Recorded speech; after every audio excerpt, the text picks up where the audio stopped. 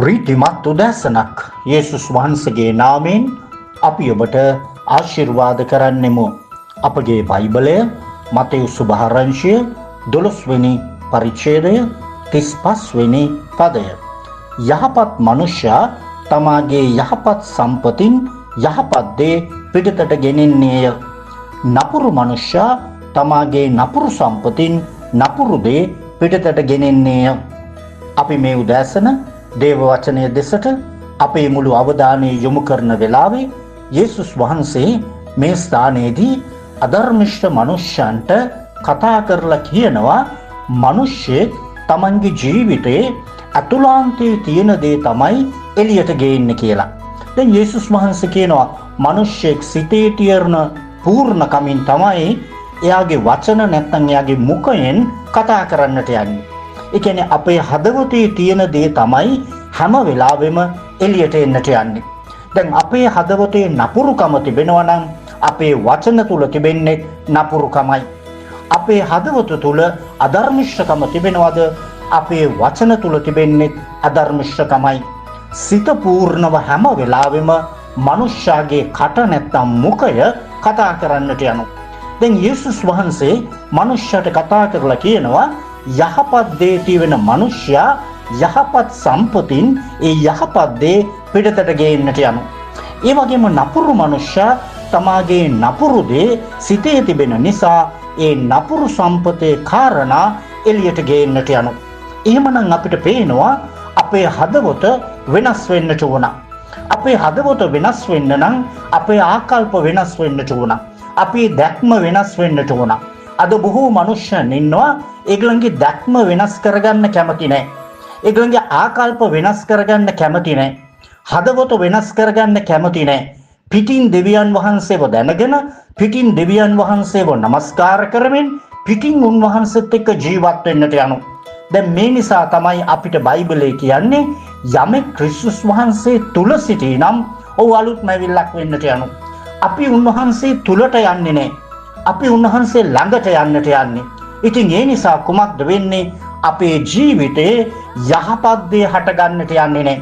දැන් යහපත් දේ හටගන්න නම් අපේ අභ්‍යන්තර ජීවිත වෙනස් වෙන්නට ඕන.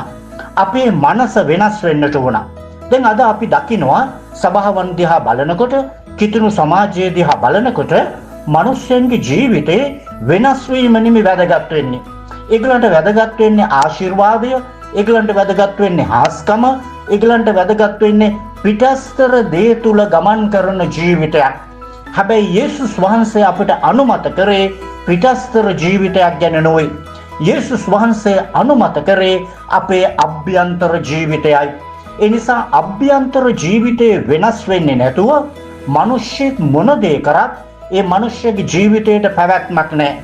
දැන් මේ නිසා තමයි බයිබලය අපට උගන්වන්නේ ස්වාමිනී කියන කවුරු නමුත් ස්වර්ග රාජ්‍යයට ඇතුල් වෙන්නේ නැහැ කියලා.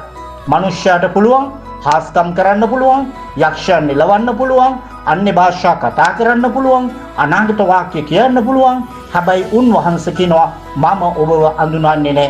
එහෙමනම් මේ උදෑසන අපේ අභ්‍යන්තර ජීවිත වෙනස් විය යුතුයි.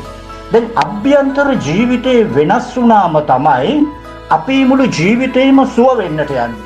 අද බොහෝ මනුෂ්‍යයන්ගේ ජීවිත සුව වෙලා නැහැ. දැන් මම මේ කතා කරන්නේ ඒගොල්ලන්ගේ ශාරීරික සුවය ගැන නෙමෙයි. අපේ අභ්‍යන්තර ජීවිතයේ තිබිය යුතු සුවය. දැන් අපේ අභ්‍යන්තර ජීවිතයේ සුවය තිබුණොත් තමයි තව කෙනෙක්ගේ ජීවිතයට අපට සුවය ගේන්න පුළුවන්. අපේ අභ්‍යන්තර ජීවිතයේ සුව වෙන්නේ නැතුව අපි කෙසේද තව කෙනෙක්ගේ ජීවිතයට සුවය ගේන්නට යන්නේ? අපි අපේ ප්‍රශ්නේ විසඳගන්නේ නැතුව අපි කෙසේද අනිත් අයගේ ප්‍රශ්න විසඳන්නට යන්නේ? අද බොහෝ අය තමන්ගේ ප්‍රශ්න විසඳන්නට යන්නේ නැහැ. අනුන්ගේ ප්‍රශ්නවලට ඒගොල්ලෝ මැදහත්කම් කරන්නට යනවා. ඒ නිසා මේ උදෑසන අපේ ජීවිතේ කුමක්ද තිබෙන්නේ කියලා අපි කල්පනා කරලා බලන්න ඕන. අපේ අභ්‍යන්තර ජීවිතයේ හැසිරීම් රටාව මොන වගේද කියලා අපි සිතා බලන්නට අවශ්‍යයි.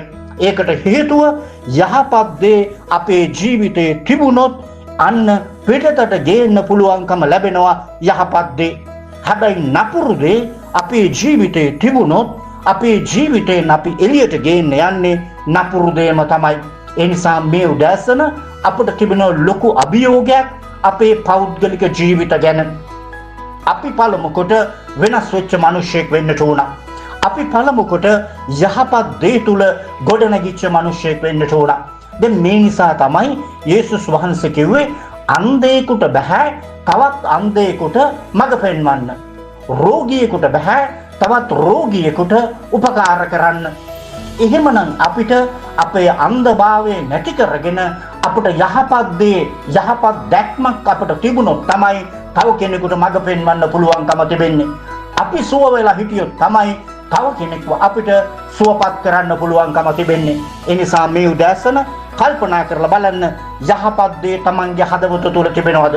තමන් කරන හැමදේම යහපත් චේතනාවෙන්ද කරන්නේ? අද බොහෝ මනුෂ්‍යයන් ඒගොල්ලෝ යහපත් චේතනාවෙන් නෙමෙයි යමක් කරන්න යන්නේ. තමන්ගේ වෙන විකල්පයක් තියාගෙන නැත්නම් යටි අදහසක් තියාගෙන තමයි හැම දෙයකම ඉදිරිපත් වෙන්නට යන්නේ. ඒ නිසා මේ උදෑසන අපිට පුළුවන්කම තිබෙන්න ඕන යහපත් දේ පිටතට ගේන්න. ඔබේ ජීවිතයේ යහපත් දේ තිබුණොත් මෙන්න ඔබට පුළුවන්කම ලැබෙනවා යහපත් මිනිසෙක් හැටියට ජීවත් වෙන්න. හැබැයි ඔබේ ජීවිතේ යහපත්කම තිබුණේ නැත්නම් ඔබ හැම වෙලාවෙම නපුරුකම අනිත් මිනිස්සුන්ගේ ජීවිතවලට ගේන්නට යනවා. ඒ නිසා මේ උදෑසන අපේ අභ්‍යන්තර ජීවිත ගැන කල්පනා කරමින් අපි උන්වහන්සේගේ බෑතට බාර වෙමු. මේ සිතුවිල්ල සමග අපි කියමු ස්වාමිනී මගේ අභ්‍යන්තර ජීවිතේ මේ උදෑසන ඔබ වහන්සේ විමසා බලා දැනගන්න. ස්වාමිනී මගේ ජීවිතේ යහපත්කම නැත්නම් අද දවසේ ඒ යහපත් දේ මට ඇති කරගන්න ඔබ වහන්සේ පුළුවන්කම දෙන්න. මේ නිසායි යේසුස් වහන්සේ කිව්වේ මිනිසෙක් සිතේ පූර්ණ කමින් මුඛය කතා කරන්නට යනවායි කියලා. අපි යාත්නා කරමින් උන්වහන්සේගේ දෑතට බාර වෙමු. ජීවමාන අතිශුද්ධ දෙවි පියාණනි අපි ඔබට ස්තුතිවන්ත වෙනවා ඔබ බලවන්ත දෙවියන් වහන්සේ නිසා. මනුෂ්‍යගේ සිද්ද සිතුවිලිද විමසන දෙවියන් වහන්සේ ඔබයි. මේ උදෑසන අපේ අභ්‍යන්තර ජීවිත සුව වෙලා නැද්ද? අපේ අභ්‍යන්තර ජීවිතේ තාම යහපත් දේ හටගෙන නැද්ද? ස්වාමිනේ යහපත් දේ හටගන්න පිණිස පසුතැවීමෙන් ඔබ වහන්සේ වෙතට ලං වෙන්න ඔබ වහන්සේගේ කරුණාව ගෙන දුන මැනව. මේ වචනය අසන හැම කෙනෙකුගේම ජීවිත අපි ඔබ වහන්සේට බාර කරනවා. අභ්‍යන්තර ජීවිතවලට අත තැබුව මැනව. ස්වාමිනී ඔබ වහන්සේ මනුෂ්‍යව වෙනස් කරන දෙවියන් වහන්සේ. ඒ වෙනස් වීම මේ උදෑසන ලබා ගන්න පිණිස ඔබට යටත් වෙන්නට අපේ හදවත් පෙළඹුව මැනව. අපි හැම කෙනෙක් ඔබ වහන්සේගේ දෑතට බාර වෙනවා. අද දවසේ අපේ ජීවිතවලට මඟ පෙන්වමින් මේ උදෑසන අපේ අභ්‍යන්තර ජීවිතවලට ආශිර්වාද කරන්න යේසුස් වහන්සේගේ නාමයෙන් ආමේන්.